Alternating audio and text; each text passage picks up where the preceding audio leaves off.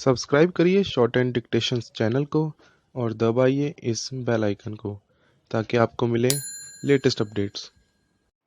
Be ready. 5 seconds. Start. I am happy to participate in the centenary celebrations of St. Joseph's College, an institution which has earned for itself a reputation for its standards and achievements. Among its alumni are some who distinguished themselves in the field of science, administration, and in the army. The institution has thus contributed significantly to the country's progress and defense. Institutions like yours, started by missionaries in different parts of the country, have helped a great deal to spread Western education in the country, especially in the 19th century and the earlier decades of this century. They have thus helped the country to absorb all that is good in Western thought and also to develop in science and technology. Academically, these institutions have always produced good results.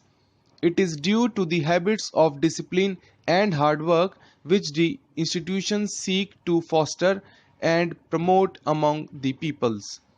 Discipline is best promoted not by the fear of punishment but by the example of those in authority. The founders of these institutions and those in charge of them belong to organizations which demand of their members discipline and dedicated hard work, qualities which they in turn seek to promote among their pupils. It is this approach which is responsible for the better performance of these institutions. During the past 2 or 3 decades, there has been a large increase in the number of institutions offering higher education. Extensive and widespread facilities have already been created, and the main effort now should be to put them to the maximum possible use. Institutions which have low enrollment and inadequate facilities have come up in certain places. The aim should now be more to bring up such non-viable institutions rather than to establish new ones.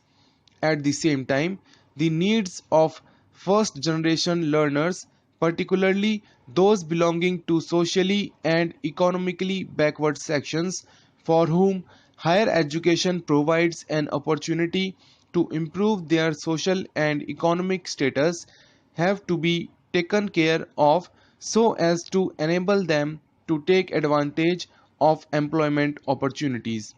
It is necessary that educational programs are related to manpower demands existing and anticipated for executing development projects, for maintaining services and supplies, and for the different occupational groups. While there are deeper reasons for unemployment among the educated, part of the problem arises from the want of proper matching between education and employment so that education become more relevant. The primary object should be to make the first degree course more relevant and responsive to the development needs of the community and link education with work in the field and practical experience. In a competitive environment in which satisfaction of one's material needs is the primary consideration, education cannot be related to the imparting of enough skill and knowledge for seeking out one's livelihood. But it ought to be more than that. It should aim at more than mere transmission of a body of settled knowledge. It should endeavor to promote the scientific habit of mind. An ignorant person is prone to form hasty opinions and hold on to them doggedly. The scientist, on the other hand, is slow to believe, and he believes only to extent its it is based on evidence. He is aware of the tentative nature of his opinion and the possibility of his having to change his belief if fresh evidence warrants it. The development of such a scientific attitude of mind should be the goal of education. Today, with powerful mass media constantly pouring forth propaganda for commercial, political, and other ends, a citizen needs more than ever to develop a capacity for shifting facts and evidence and to think objectively. It should be the aim of education to develop such capacity.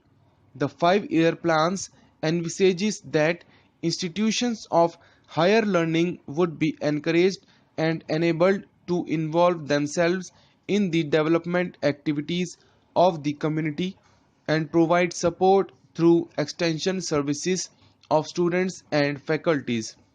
This would not only help the students to extend their frontiers of knowledge but also use their knowledge to help the community to solve some of its problems.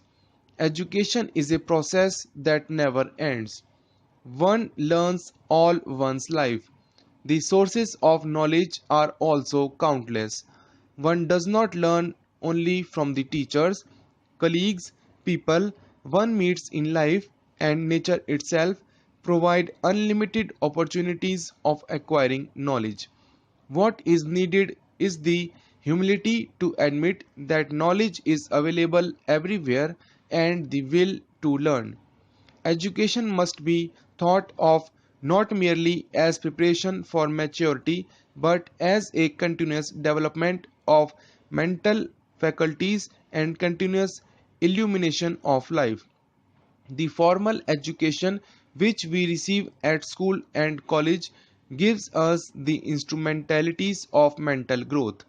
Our further development depends upon our observation and interpretation of experience. In this view, education is a continuous lifelong process.